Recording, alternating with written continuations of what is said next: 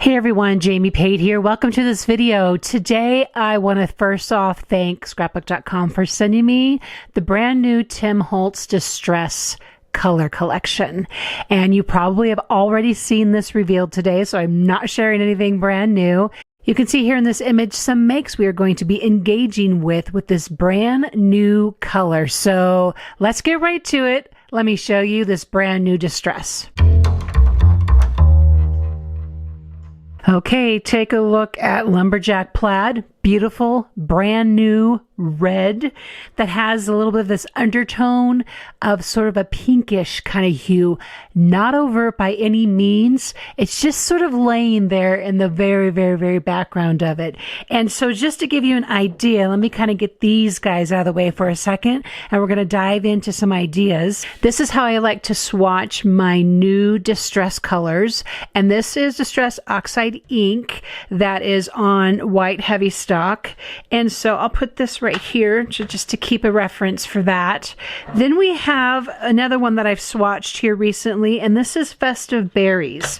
And you can see Festive Berries is a lighter color. Festive Berries to me very much has a pink tone to it with a whole lot of red playing in. But I found this really interesting when I grabbed the Aged Mahogany, because I thought these sort of three colors are kind of in the same family maybe, but then Aged Mahogany looks so much more brown. I found that fascinating.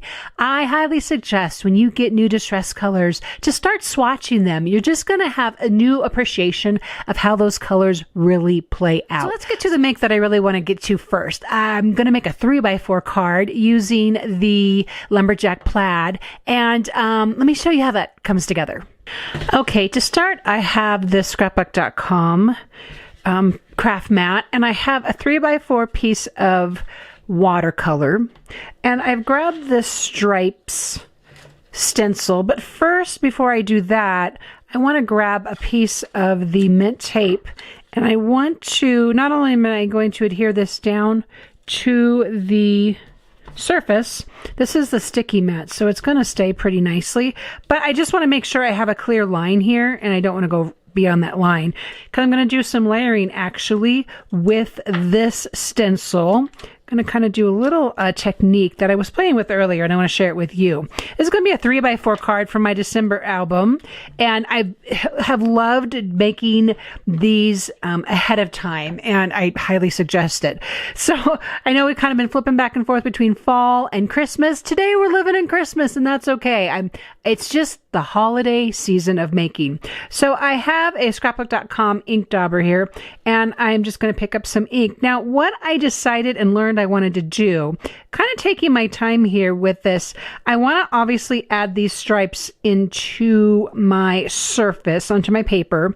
So I'm going to do that by dragging the ink tool across that opening. This is a pretty open stencil in my opinion, and so daubing it would be okay. It's just not going to give me the coverage that I want, and I really do want a decent amount of coverage. I really want these stripes to kind of really set the tone for this particular pocket card that I'm making. Once I am done getting this initial stripe in its place, and I'm pretty happy with the coverage, which I am, I'm going to lift my stencil, and this is where the layering part comes in. Got a little smudgy right there, but I'm just going to embrace it. So I'm going to come up here, and I'm trying to figure out where I want this to line up, because I want this, there we go. I want there's a little narrow line, and I want it to come on the other side of the more wide line. And then I'm just going to come in here with the mint tape again. Mint tape is my friend. I use this all the time, actually. I use it quite a bit. I want to cover that wider opening and then the next one. I don't really think I have to cover the next one. I'm just going to play it safe here. I already have a little smudgy. So just coming back in here and daubing that again and going down. And for me, even though I have a lot of this mint tape on the stencil, I kind of like to hold it in place. It just makes me feel better. I'm going to lift the mint tape again, and I'm going to cover these next wide. I'm just going to grab another piece of mint tape. I'm going to cover up the next portion of the wider lines. So just like this, and then come in here. So this is one way you can get more mileage out of your stencils, is just kind of make them your own sort of layering, right? So we don't have to have this extra stripe in here. I just knew I wanted it. So this was totally a personal preference, but I'm also, number one, really big, and you're going to see this today, I'm really big on DIY embellishments. I'm also really big on how much mileage can we get on our tools. So that's what this is about. So I'm going to finish these lines up and then show you what this looks like when it's all colored. All right, taking our mint tape off, and I have just a beautifully, perfectly executed line. Do you see how I wrote on myself? Yeah, that kind of happens a lot when you're playing with this dress. You have to be willing to get a little messy. It's okay. It's all clean upable. And that's what's so fun about this. I really do love mixed media. I don't use it as much as I probably should. I really need to examine myself about that. Okay, I'm going to clean up our space and show you what we're going to do next. For the next item that's going to be added to our 3x4 card, I've grabbed the modern numbers from ScrapbookCom. I really love these. I think I'm going to be making a lot of use of those for this December's album. And I already have 25 cuts. And I want to use the embossing glaze and make them, again, a DIY element and give them this really great enamel vibe. So first what I need to do, though, is the thing with the embossing glaze is that it is very translucent. It's a beautiful translucent color, but I don't want to do the translucent this time. So actually, I don't want to stamp that on there, or I don't want to ink that on there. I want to ink it on the craft mat, and you'll see why in a minute. I'm actually going to grab a fresh piece of paper because that's where I'm going to be embossing on. I have here, I'm going to try a little trick here. I have an old spatula here. I'm going to pick up my number and sprinkle the embossing glaze over the number. Now it's going to get on, I probably should maybe use a smaller piece of the foam tape, but we're going to give this a try. We're going to see what happens. Now I have this first layer. I am probably going to want a second layer, but let's get this going first. And I'm going to use my embossing gun to melt the embossing glaze. Now it's probably hard to tell from the camera, but maybe you can see. I don't have quite as much coverage on here as I would love. I'm going to come in here with the, let's see. Let me see if this will.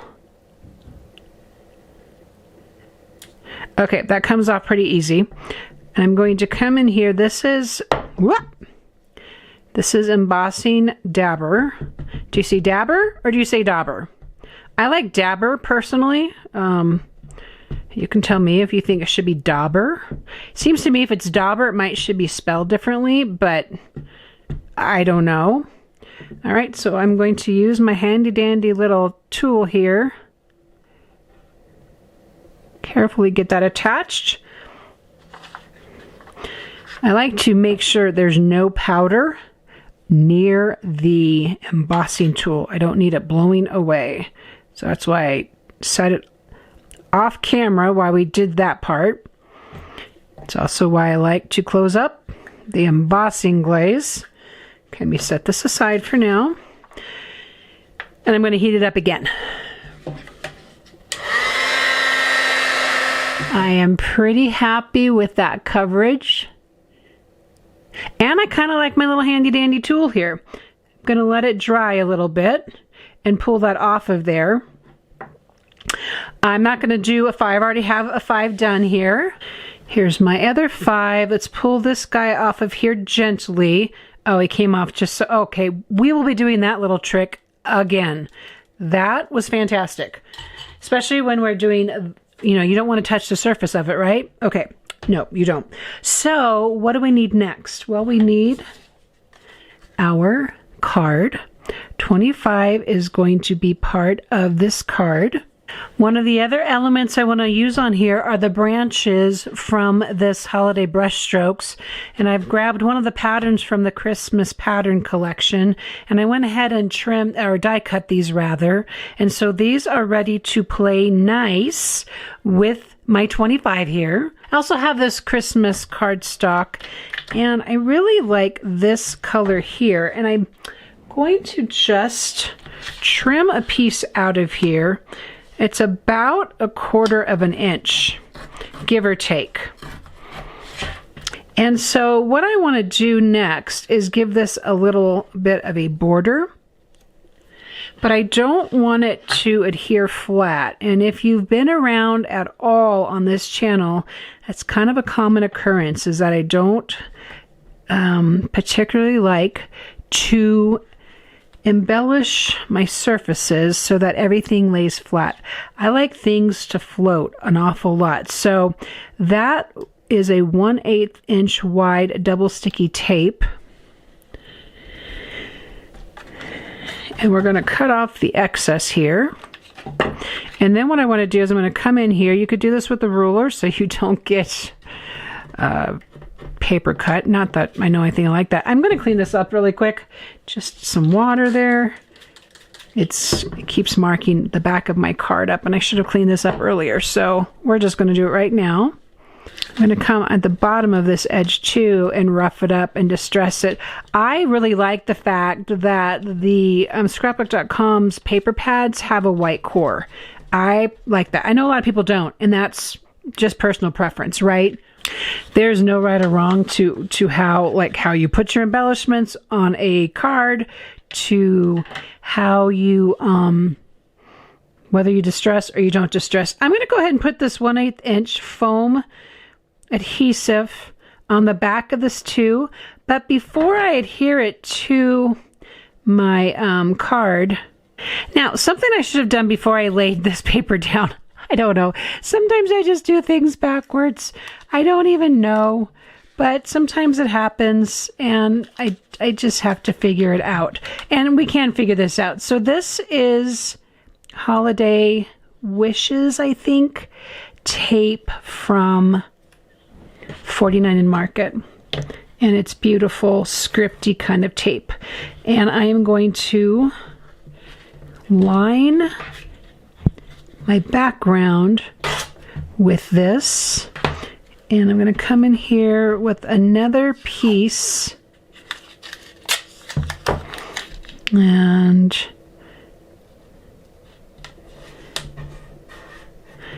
that one worked out pretty good actually. You can just, the washi tape is pretty forgiving. You can just cut it out along the edges. You can use scissors, of course. You can just tear it. Okay, well that wasn't so painful, but it's probably better if you put that on before you put on the 25.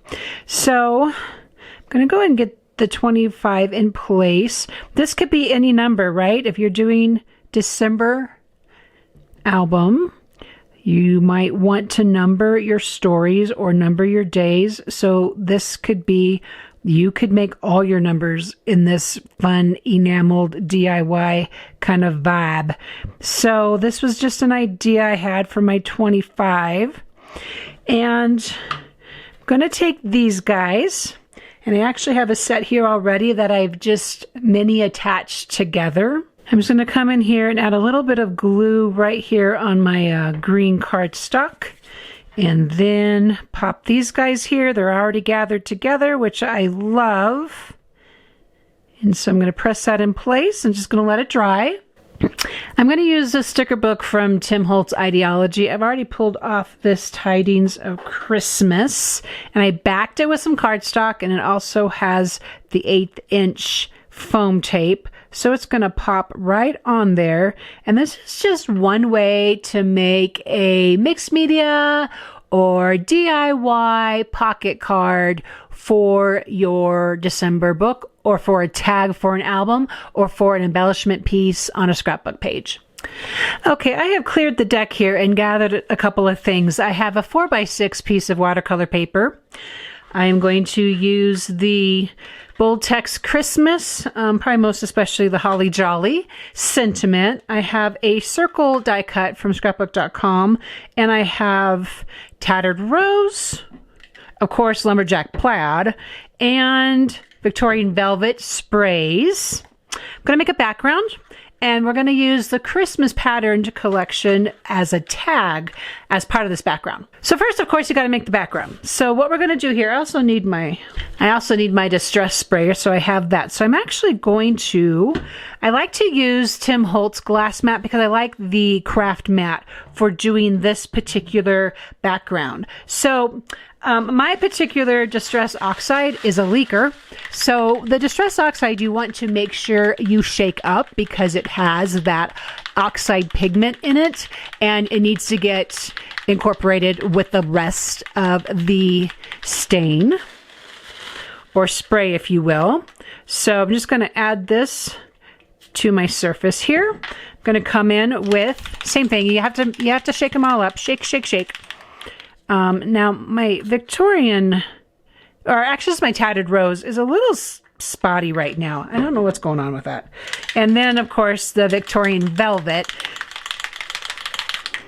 Probably put a little bit there and probably some there. I'm going to add some water to it. I'm going to also spray my watercolor paper with some water as well. And then I'm just going to kind of dip.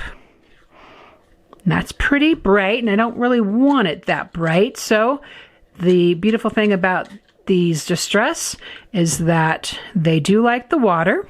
I'm going to set it there. I've got my paper towel ready. I'm just going to go ahead and daub it because, like I said, I don't really want that much. Okay, and just as a little caveat, I am not a background professional. Nope, not even a little. I'm just learning. I'm super learning, and I want to add a little bit more into that and some water. And we're just going to kind of break this up a little bit and see what we get. And that might not have been the best idea either. So we just come in here with water and we play. And I will tell you, I have done this in the past, even though I consider myself an extreme newbie still. I still really like doing it, and I've had some really beautiful results. I'm going to give this some drying.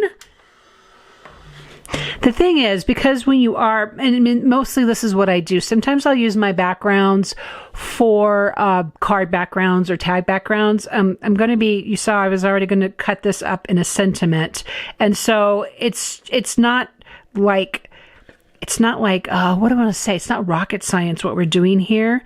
And I'm actually really liking how that looks right there. And I don't know if I even want to do that much more to it. Sometimes you don't. Now, I will say, because my paper is curling, I'm getting a big line here of color, and I know I don't want that. And as Tim Holtz, if you just watch and study his videos, you become a professional. No, not really. If you take time to watch his videos, you do learn some tips and tricks. And one of the things I've learned is if it is on the background, it's going to dry like that on the background. So you might want to clean a something up here and there. Okay, so what I'm going to do at this point, I'm going to just drop a little bit of barely squeezing the Distress sprayer so I can get some bigger droplets off of here. And then I like to go and pick those up because it starts just giving exactly what it is, this whole distress thing going on, right? So I'm going to do that again, pick that up, and I think I might add a little bit of water to this. I really do love the Lumberjack Plaid with this colorway. The thing is that this is going to make and play really well with a lot of different colors, but I was just really beholden to these pinks and this pink family, and so I'm just going to pick up a little bit more here and kind of give some of my more open spaces some color. Okay, before I cleaned off the craft mat, I went ahead and used 2 more pieces of 4x6 watercolor paper to pick up some more pattern and color. And I'm just going to set these aside. And they're actually going to be part of my Christmas stash because I'm sure I will use those as a background at another time. So what I'm going to do now is this. I'm going to use this circle die and cut a circle right out of the middle of this background. So now I have a window in this 4x6 for a card or a tag or maybe even an element in my December book. I'm just going to set that aside, and it's also going to go and be part of my stash. In the meantime, I have this really fun background circle, and I really do love it, and it's just kind of delighting me.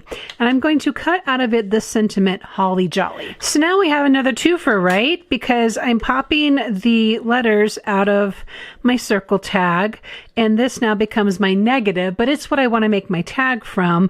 But now we have all these letters that spell holly or jolly or holly jolly. And so again, you're going to want to keep these and have a place for them in your December stash, because don't waste something that's already been made and is already ready to use. So at this juncture, I'm going to come in here and find a paper that says, oh, I love this so much with this color. And it's going to be this one. I'm going to cut this down. Let me see how wide this is. This is about 3.5. I'm going to go 3.25 because I do want it to kind of overlap a little bit. And that's going to sit in there like that. Of course, we always have to notch our little taggies, right? Yes, we do. And you know what else I think I'm going to do? I do love this color on here, but I think the pattern is slightly busy on the background. So to help cut that pattern just ever so slightly, yep, you know it, we're going to grab some vellum and just back this with vellum.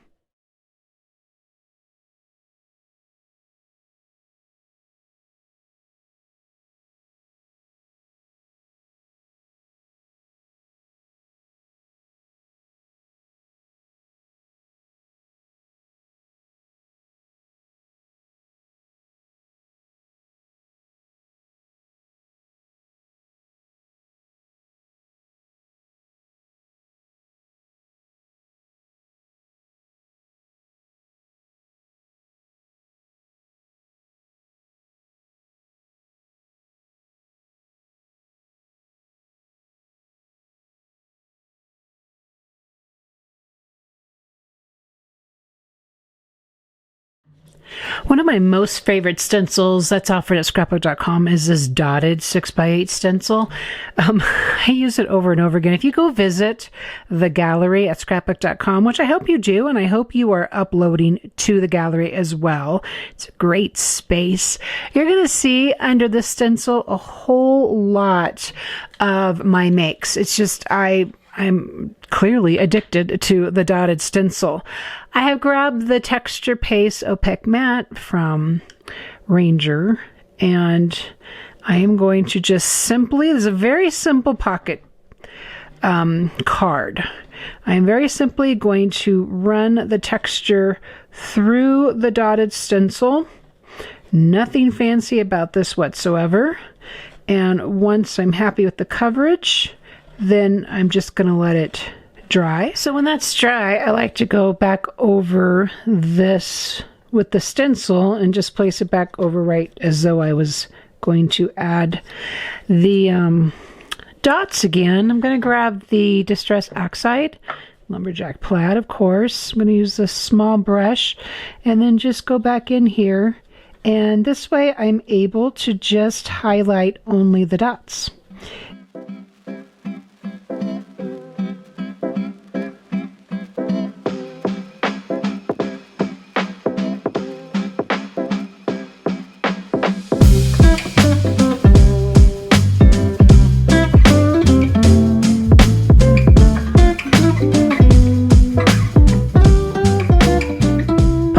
Super whimsical, right, for a December page. So I literally have a few scraps laying around here. This, I was just playing around with a script stamp and the Lumberjack Plaid. Then I have this piece and I notched it. It's from Christmas pattern paper. Then I've dug into the Holiday Wishes from 49 and Market, and I don't know, I'm like totally loving this ticket. I think it's so sweet.